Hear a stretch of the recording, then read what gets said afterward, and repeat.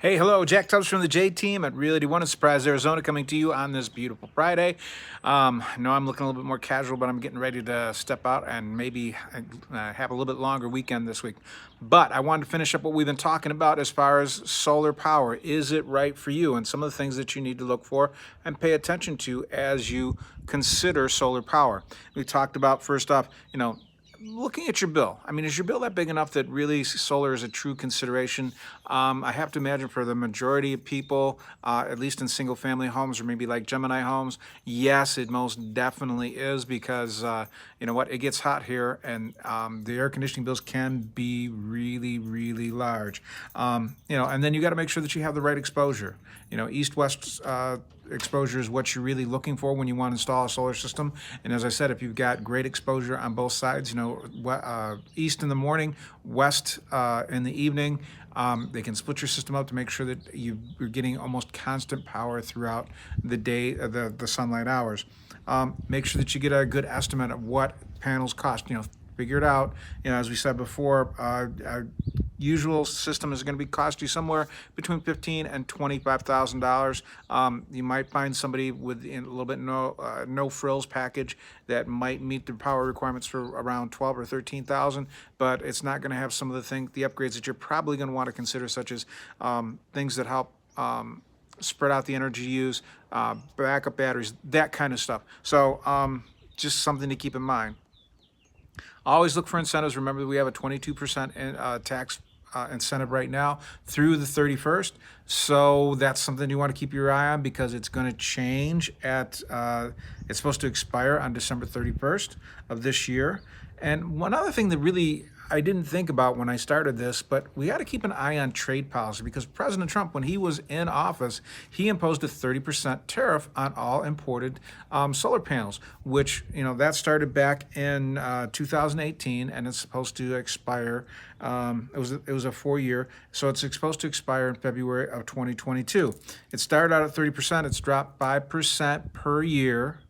Okay, and then it's going to expire in February of 2022. So right now, the increase is probably somewhere around $960 is what we experienced since this tariff went into effect. But remember that it is decreasing by 5% every year, and it is set to expire on the 22nd of 2022. So that will bring the price back down unless somebody in government decides that they're going to refresh these tariffs, which is a possibility, which I would hope and would encourage some American manufacturers, but we know that prices will probably go up if that's the case. But anyways, we've got to keep an eye on trade policies, and then you got to make the call. We've got to really kind of sit back, evaluate, get a hold of a couple different companies to help let them walk you through what their system is going to do, what it's going to include, what their warranty is going to be, what the warranty does,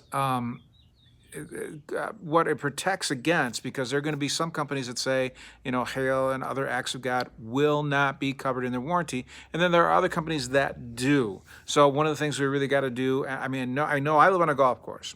So I know that one of the things that the warranty will not, on most installers, will not include is going to be damages from golf balls. But I happen to be perfect really well here on the golf course that is probably would never, ever happen.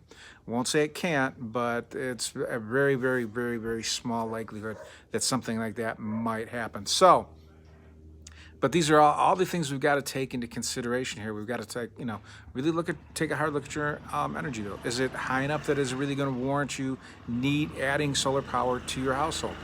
But the kind of the plus of that is that also remember that excess power gets to get sold back to your utility.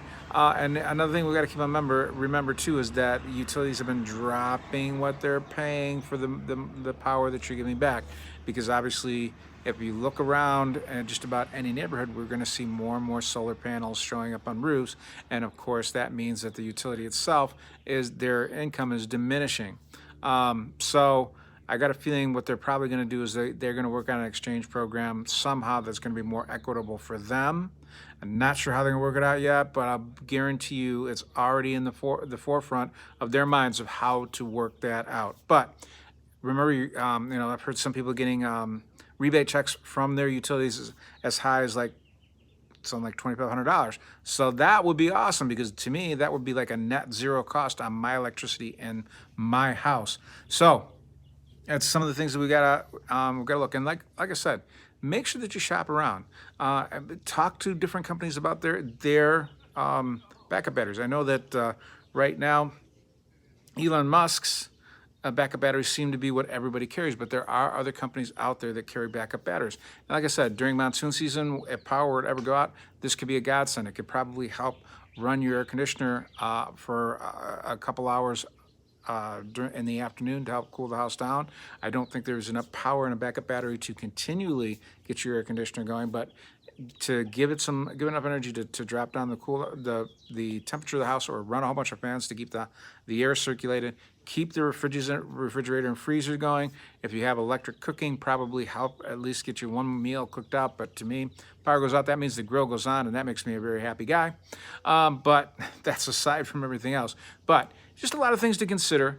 But it seems here in the valley, it's in Phoenix and probably across a lot of Arizona, it makes a lot of sense, because we have 330 days of sunshine a year, and that's really the thing that will drive whether we want to switch over to solar power or not. Do we get enough sunlight to produce enough energy to have the system pay for itself and actually pay us back as we go on? So these are the things that I